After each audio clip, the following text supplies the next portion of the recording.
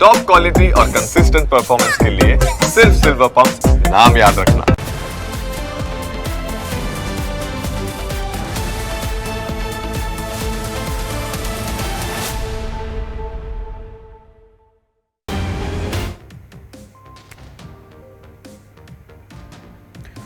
તમે અત્યાર સુધી જાસૂસીની ઘણી ફિલ્મ્સ જોઈ હશે, પણ શું તમે ક્યારે રિયલમાં કોઈની જાસૂસી થતી જોઈ છે?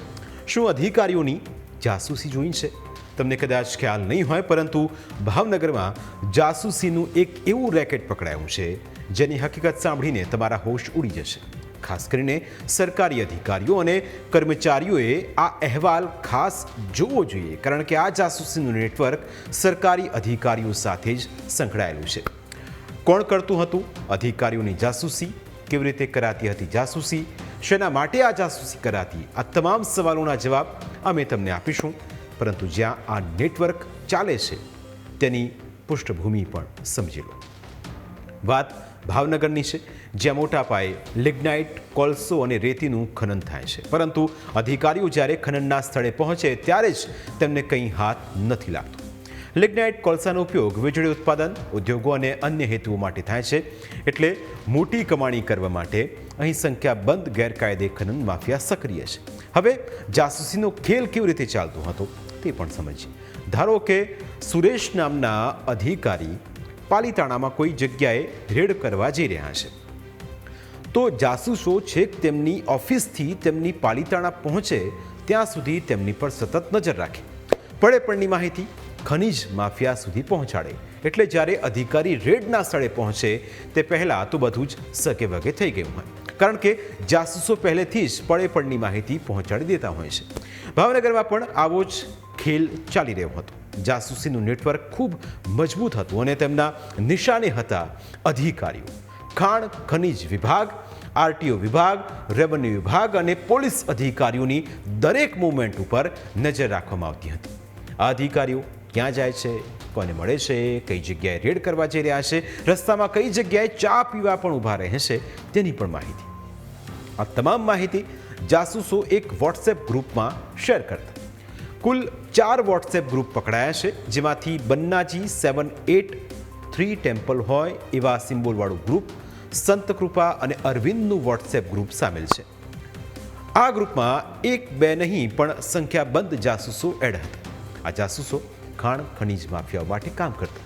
ગ્રુપની અંદર અધિકારીઓની નાનામાં નાની વાત શેર કરવામાં આવતી.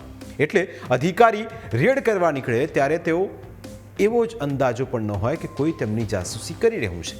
અધિકારીની ગાડી નીકળે એટલે તરત જ ગ્રુપમાં ઓડિયો મેસેજ આવી જતો. આરોપીઓ પકડે ન જાય તે માટે દરેક માહિતી ઓડિયો દ્વારા જ પહોંચાડતા હતા. કોઈ પણ પ્રકારનો ટેક્સ્ટ મેસેજ કરવામાં આવતો ન હતો. એટલે ગ્રુપમાં કયા અધિકારીની ગાડી ક્યાં છે તેનું કરંટ લોકેશન મળી જતું હતું. જ્યારે પણ રેડ કરવા માટે ગાડી નીકળતી ત્યારે અધિકારીઓ ખાલી હાથ પાછા ફરતા, કારણ કે જાસૂસોની માહિતી મળતા જ ખનીજ માફિયાઓ પોતાના ડમ્પરથી લઈને બીજા તમામ સાધનો સગે વગે કરી દેતા. અને જ્યારે અધિકારીઓ ત્યાં પહોંચતા ત્યારે તેમને ફક્ત સન્નાટો જોવા મળતો. આખરે કેવી રીતે આ જાસૂસો માહિતી પહોંચાડતા હતા તે સાંભળશો તો તમારા હોશ ઉડી જશે. 89 નંબરનો આરટીઓ વલભીપુર ચોકડીની પહેલા ઊભો છે, ચમાડીની વલભીપુરની વચ્ચે. 88 નંબરનો આરટીઓ વલભીપુર ચોકડીની પહેલા ઊભો છે, ચમાડીની વલભીપુરની વચ્ચે. એટલે કઈ બાજુ જાય એક મેસેજ આપજો. નાગનેશ બાજુ નથી આવતી ને? ખનીજ તાલુકામાં હાલ રનિંગ બતાડે છે મનોજભાઈ. હવે રનિંગ જોઈ લેજો. હાલો એ અટેકા આદર કાનાની ચોકડી ટેપીન રનિંગ બોટાદ બાજુ વાય ઓય મેસેજ નાખજો. ઓય અટેકાના બોટાદ પોગાડી દીજો. હલો ઓલી 263 318 1451 બધી ઓફિસમાં પડ્યો. 3 ગઢવી ઓફિસે કોઈ આવ્યું નથી. હમણાં કઈક મેસેજ પડતા કનારા નદીમાં છે હો, પછી ના કઈ મેસેજ નથી. તપાસ કરાવજો એ બાજુ. રાજકોટમાં પ્રાઇવેટમાં ભાઈ બંસલ પંપની સામે પ્રાઇવેટમાં ખનીજ આવીને ઊભા છે, ખનીજ વાળા. એટલે જોતું હોય હાલતું હોય જોઈ લેજો ભાઈ, જેનો લાગુ પડે. થાણાદરના પાટિયા 0004 આરટીઓ 4 દુડા એશિયલ નો પ્લાન્ટ વટી ધરતી પંપ ને એવું છે, ત્યાં ઉભા છે અંદર. કોબડી ટોલ નાકે આરટીઓ ની ગાડી પડી છે ભાઈ. ઓલી બાજુ ટોલ નાકો પડખે છે વટી, ઓલી બાજુ અલંગ બાજુ. માહિતી પહોંચાડનારા આ જાસૂસો મફતમાં કામ નહોતા કરતા, તેમના પણ અમુક રૂપિયા નક્કી હતા અને જે પણ ખનીજ માફિયાઓ આ ગ્રુપમાં જોડાવા માંગતા હોય તેમની પાસેથી ગ્રુપના એડમિન દર મહિને 500થી 1000 રૂપિયા ચૂકવતા, જેના બદલામાં તેમને અધિકારીઓની તમામ માહિતી મળી રહેતી.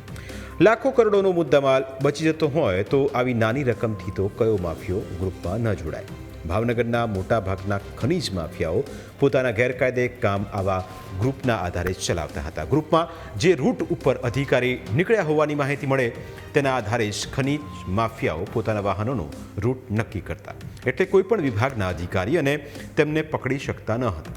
આ આખું નેટવર્ક તળાજા, મહુવા, પાલીતાણા, જેસર અને ઘોઘા વિસ્તારમાં સક્રિય હતું, પરંતુ જાસૂસીનું આ નેટવર્ક વધારે સમય એક્ટિવ ન રહી શકે. આ બાબતની જાણ ખાણ ખનીજ વિભાગને થતાં જ અધિકારીઓએ તેની જાણ પોલીસને કરી, જેને પગલે ઉચ્ચ અધિકારીઓએ સૂચના આપતા જ ભાવનગરના ઘોઘા રોડ પોલીસ સ્ટેશનમાં વિવિધ કલમો હેઠળ ગુનો દાખલ કરાયો હતો, જેના આધારે પોલીસે 61 આરોપીઓને ઝડપી પાડીને તેમની સામે ચાર્જશીટ ફાઇલ કરી છે, જેમાં 4 ગ્રુપના એડમિન પણ સામેલ છે. પકડાયેલા 4 ગ્રુપ એડમિનમાં કુલદીપસિંહ ગોહિલ, આશિષ મકવાણા, શિવમ ચૌહાણ અને અરવિંદ જમોડ સામેલ છે. આ ઉપરાંત બીજા 37 લોકો સામે હજુ તપાસ ચાલી રહી છે. તેવામાં સવાલ એ થાય કે ખનીજ માફિયાઓ શા માટે ગેરકાયદે ખનન કરે છે? તેમને લાયસન્સ લેવામાં શું વાંધો છે? જો માઇનિંગ માટે સરકાર દ્વારા જલ્દી પરમિશન આપવામાં નથી આવતી, અમુક જગ્યાઓ પર જ તેની પરવાનગી આપવામાં આવેલી હોય છે અને લાયસન્સ ધરાવનારને ટેક્સ પણ ખૂબ ચૂકવવો પડે છે.